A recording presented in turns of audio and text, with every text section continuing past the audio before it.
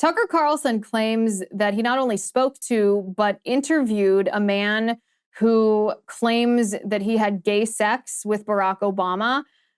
Tucker Carlson made this claim while he was talking to Adam Corolla on the Adam Corolla show, and he seems very confident in this information. Take a listen. People I love and know really well. And the media is too, by the way.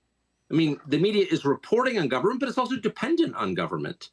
You know, in 2008, it became really clear that Barack Obama had been having sex with men and smoking crack. And a guy came forward, Larry Sinclair, and said, I'll sign an affidavit. And he did. I'll take a lie detector. And he did. I smoked crack with Barack Obama and had sex with him. Well, that was obviously true. Nobody reported it, not because they were squeamish about sex or drugs, but because the Obama campaign said anyone who reports on this gets no access to the Obama campaign. And so they didn't report on it. So that happens. That's just one small example, but that happens all the time with lots of different issues. Now, and do you believe that transpired, or do you believe the guy is legitimate, or both? Oh, the Larry Sinclair story? Oh, that definitely happened. Oh, for sure. I mean, I've talked to Larry Sinclair about it, and definitely it happened. I mean, Larry Sinclair's been in and out of prison during one period. I mean, 40 years ago, he was in and out of prison. He's got a criminal record by definition. He's, poor. He's got a disordered life. He's missing a tooth. Like, he's not, an Atlantic fellow. He's not going to the Aspen Ideas Festival. I think he has a record of deception. Obviously, he does. But this story, if you listen to it in detail, is clearly true. I mean, I'm going to do an interview with him and you can hear it. And again, it's not going to change the world that Barack Obama likes dudes. I think this was well known. Barack Obama said so himself in a letter to his girlfriend. And by the way, that's kind of Barack Obama's business. I'm not attacking him for liking dudes. I'm just saying the amount of lying. What do you think? Is it true? Or is it fabricated? One of the funniest things about that video, I think, is the way that Tucker addresses these issues.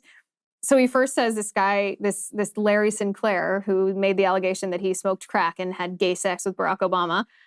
Tucker says, he has a criminal record. He has a disordered life. He's poor. He's missing a tooth. He has a record of deception in his life.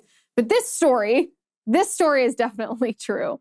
I'd be interested, speaking of the things that we talked about today, how you inform your opinions or what informs you when you change your mind about something, I'd be interested in knowing why Tucker Carlson believes Larry Sinclair on this particular claim versus Larry Sinclair's and Tucker's acknowledging that Larry Sinclair has a history of deception. What makes this particular story different? What facts or evidence were offered that makes this something that's not just in Larry Sinclair's pattern of deception? That's what I'm interested in. I don't know if it's true. I don't know if it's not true. I do know, and we talked about this on the show in the last couple of weeks, we've talked about it twice. I know that Barack Obama wrote in a letter to a former girlfriend that he fantasized about having sex with men, gay sex with men. He wrote that in a letter. The letter was reported on in Obama's one of the most definitive biographies that was written about Obama. And then the redacted portion of that letter that he wrote to his girlfriend was uncovered and reported on recently. And it did actually say what it was reported to say. It did say that Barack Obama fantasized about having gay sex with men, which is not normal for a straight man. It's not typical of a married man. It's not just exploring your sexuality. That's gay. That's gay behavior to do that. Now, I don't know if Barack Obama's gay. I don't know. I don't know if Larry Sinclair actually had gay sex with Obama, but I'd be interested in why Tucker thinks that this story is credible when Larry Sinclair's history is one of deception.